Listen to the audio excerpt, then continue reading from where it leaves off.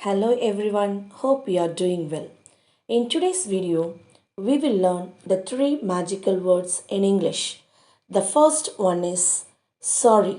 When you hurt others, மற்றவர்களை கஷ்டப்படுத்தும் போது நம்ம மன்னிப்பு கேட்கணும்.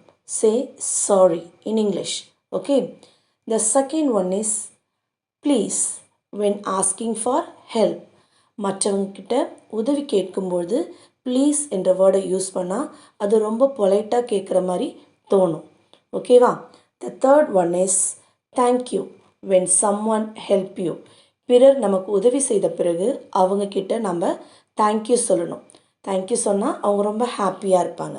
இந்த 3 மேஜிக்கல் வேர்ட்ஸ் யூஸ் பண்ணி உங்கள் மதிப்பெண்ணை உயர்த்தி லைஃப்பில் ஹாப்பியாக இருங்க children. Sorry for troubling you. Please subscribe, like, share. Thank you.